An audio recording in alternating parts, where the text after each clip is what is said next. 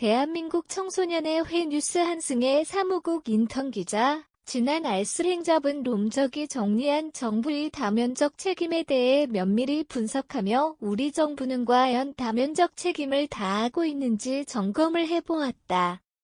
오늘 알쓸행잡은 지난 시간에 이어 다하지 못한 정부의 다면적 책임에 관한 이야기를 계속해보고자 한다.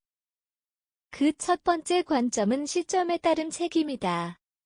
과정 결과 예측의 책임 사회 문제 해결을 위해 실행되는 정책에서도 사고가 발생하여 수습하는 상황에서도 정부의 모든 행위에는 과정과 결과 그리고 예측의 책임이 따른다. 가장 먼저 과정에 대한 책임은 방식 절차 규정을 준수했는지 합법성을 강조한다. 이는 목표 달성을 위해 법령이나 상관 상위 부처의 지시에 복종하였는지가 중점이다. 반면 결과의 책임은 합법성뿐만 아니라 목표한 결과와 성과가 도출되었는지 목적성 역시 중시된다. 이는 전통적 행정이론에서 강조된과 정상의 책임성과 달리 결과의 책임은 신공공관리론의 등장과 중요한 책임으로 대두되었다. 마지막 예측의 책임이다. 사회는 점차 다원화되고 시민들의 수요는 다양해지며 사회는 불확실성으로 가득 차기 시작했다.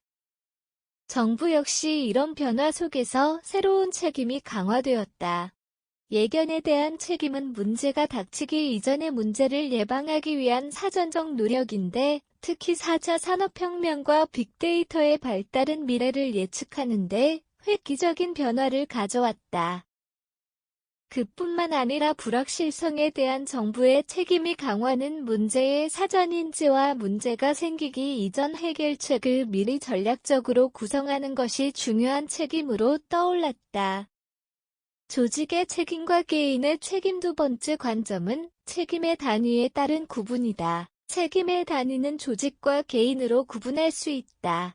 전자의 경우 조직 자체에 부여되는 책임 즉 공동체 책임으로 조직에 소속된 개인의 행위 여부와 상관없이 그 집단의 일원이라는 사실로 인해 발생하는 책임이다.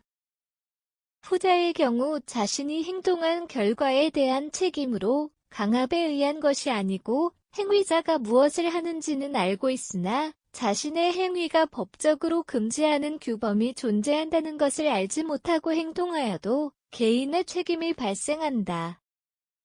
개인의 책임과 조직의 책임은 때때로 충돌하기도 하는데 이를 가장 잘 살펴볼 수 있는 사례가 문화예술계 블랙리스트 사건이다. 이는 과거 정부에 반하거나 비판하는 목소리를 내는 문화예술인들을 블랙리스트에 올려 의도적으로 금전적 지원을 끊음으로써 수많은 문화예술계인들이 피해를 보았다. 정당한 이유 없이 피해를 받은 사람이 존재한다면 이들에게 손해를 끼친 사람은 처벌받는 것이 마땅하다.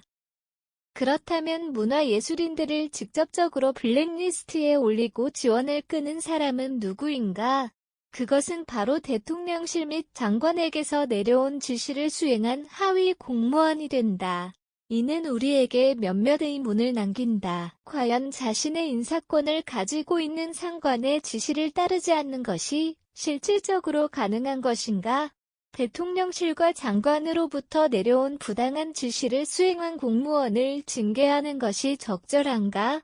큰 재해 사이 작은 재해와 사소한 사고에 발생하인 법칙, 미국의 보험 설계사인 하인리가 발견한 법칙으로 한 번의 대형 사고 이전에 29번의 소형 사고와 수백 개의 사소한 징후가 300번 발생한다는 이론. 지난 시간에 이어 정부의 다면적 책임을 살펴본 알쓸행잡은 예견적 책임성의 중요성을 다시 한번 상기시키며 마치고자 한다.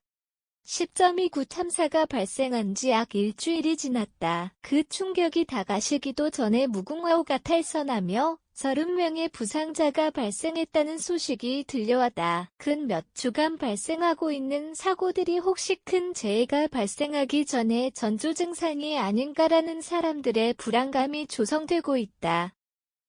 지금 우리 정부가 해야 할 일은 국민의 생명과 안전을 지키기 위해 온 힘을 다해 불확실성을 예측하고 지난 잘못을 수정하고 대비해야 하는 시점이다.